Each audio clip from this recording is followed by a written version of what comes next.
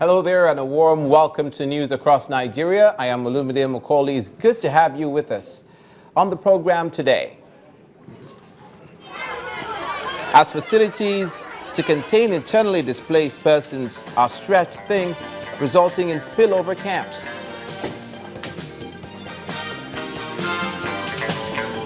Cross River State government improves road network, creates access roads. Speaking of roads, infrastructure remains a focal point of the Ikpa's administration. Roads and bridges are built.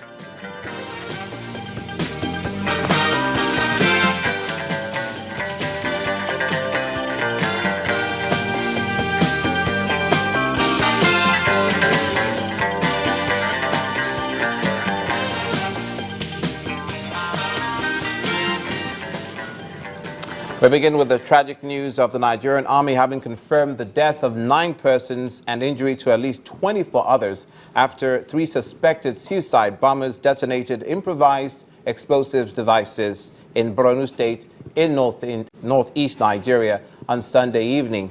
Aged 10 to 15, the bombers were reported to have been spotted by the civilian JTF in the Benisheik area, 75 kilometers from Maiduguri, the state capital. As suspected, one of them was laden with an improvised explosives device which was set off during the process to screen them, killing him and 8 others. The security agencies have intensified patrols and security checks in the area.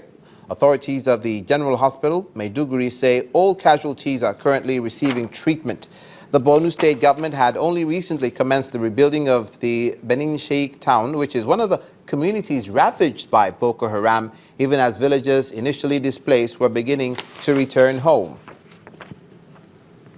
And speaking of displaced people, staying in that region as internally displaced persons continue to scramble for space in the already stretched facilities in their makeshift camps, the Catholic Diocese of Maiduguri is offering shelter to the homeless. Nearly 500 women and children orphaned by Boko Haram attacks have adopted the Catholic Diocese in the capital city as their camp for now. Maiduguri is home to nearly 2 million internally displaced persons spread across makeshift camps or with relatives in host community. This group of women and children relocated from state-recognized camps to this uncompleted building belonging to the Maiduguri Catholic Diocese for convenience purposes. With most of them either widowed or orphaned, the peculiarity of their situation has made a family out of them. The camp president, Monica, is a widow herself. We were in Maiduguri before, but when Boko Haram attacked, we fled to Mijika. But unfortunately, they still killed my husband there. Very few women in this camp have husbands. We are mostly widows and orphans, and unaccompanied minors whom we are hoping that their relatives are in the camp in Cameroon. The Maiduguri branch of the Christian Association of Nigeria has a similar spillover camp with over 4,000 occupants.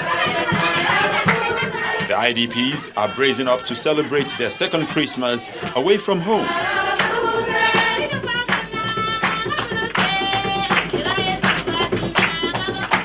The feedback they are receiving about their hometowns has forced them into coming to terms with the reality that there is no end in sight to their continued stay in makeshift camps like this.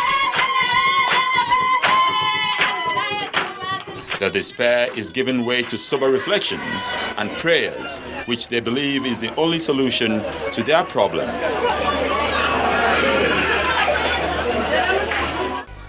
If we had our way, we would love to spend Christmas at home. The stories we hear about our towns, especially behind Gwazo Hills, is that soldiers are yet to launch operations there and Boko Haram has taken over. So there's no hope of us returning anytime soon. Bishop of the Maiduguri Catholic Diocese has been speaking on the need for the church to be at the vanguard of humanitarian activities in the northeast. We have many of our brothers and sisters who are in these camps and need assistance. And of course, as a church, we cannot just say they should go in peace. So we make efforts despite the fact that we've also suffered from these attacks. And we have little or no resources, yet we have to come to the rescue of these brothers and sisters in different camps. And of course, the Catholic Church has been, in the vanguard when it comes to the issue of coming out to assist our brothers and sisters who are in need. The setting in of the Harmattan, with Maiduguri maintaining as low as 23 degrees Celsius, has extended the needs of the IDPs beyond food items to blankets and warm clothing.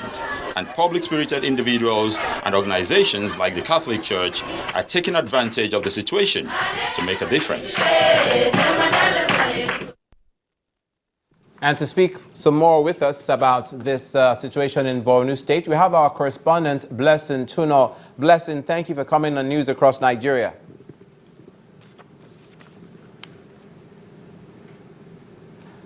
Hello, Blessing. Just to establish I have contact with you. It's a very... Yeah, hello. Yes, hello. It's what the most alarming thing that continuously and continually shocks Nigerians and the world is that Boko Haram uses minors as suicide bombers. And the latest report we have is 10-year-old children and 15-year-olds. What can you tell us about this most recent attack, which is causing more people to be displaced? Yeah, I would like to say that, this attack is coming as a shock to many residents of this part of the country, because Benisheik is considered one of the safe villages around. And even recently, the state government began rebuilding of parts of Benisheik where Boko Haram had ravaged before now. And those that were displaced had actually returned, and we saw them carrying on with their lives. They were doing petty trading. So this is quite unfortunate, just at the time when they were trying to adjust to life back in their villages, and then this news is coming in. Blessing, just to reiterate for our viewers, what you're saying is that Benisheik is a place where internally displaced people were returning to after the army had begun to rebuild, only for them to suffer fresh attacks, correct? Yes. The internally displaced, even though they actually affirm that there's always food to eat, it may not be what they want, But then they keep telling us that there's no place like home, and their greatest desire has always been to return home. So this renewed attack, this latest incident is a great setback, and that means that their stay here, for now, there's no end in sight to it. And even those in the parts of like the Goza and other areas, they are still receiving news of Boko Haram activity. And it's a pointer to the fact that they still have a lot of stay here in the displaced people's camp. A lot of them live with their relatives, and a lot of them are beginning to break into winter camps. We have spillover camps. The humanitarian crisis is actually overwhelming right here. And this can only escalate the fear and the trepidation in that area. Is there anything the army is saying, aside from the number of those who are confirmed dead and those injured? We have that number at 9 for dead and 24 injured. Is there anything they're saying about what led to the breach in security? Well, this morning, 24 was a figure we got last night. Was that this morning, hospital authorities told us that 37 persons have been brought in, have been evacuated to the Maiduguri, and are currently receiving treatment. And then 9 persons died and were buried there. And then we have one here in the mortuary who is yet to be identified. That's the information we have right now concerning the Benisheik incident. We just showed our viewers a report of the orphaned children and women, about 500 in number, who have spilled over into a camp that was graciously offered by the Catholic Diocese in Maiduguri, and it is actually the Catholic Diocese Secretariat, which is now being used as a camp to house these internally displaced people. What more can you tell us of what is going on there? Well, what's going on right there is what I saw is, these are people that they decided to move out of the conventional camps because the truth is the camps are overstretched, camp facilities are overstretched. And I remember earlier in this year, there was an outbreak of cholera. At some point, there was an outbreak of measles, because of how the overwhelming number of the IDPs. I'm sure that is why some of these IDPs decided to move away.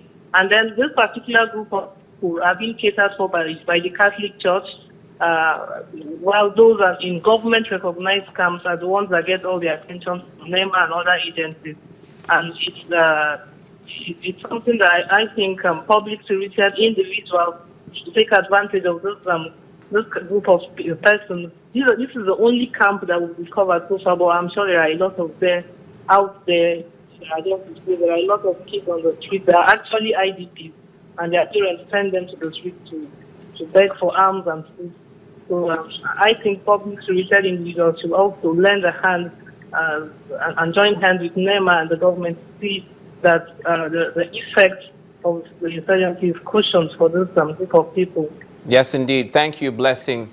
Our correspondent, Blessing Tono, speaking from Maiduguri in Borno State, where there's a spillover of internally displaced people from the camps set up by the government to camps graciously provided by the private sector and the church, in this particular case, the Catholic Diocese. We understand that the Borno State government does have its hands full, and as Blessing just said, now the private sector is chipping in to try and help to save this situation.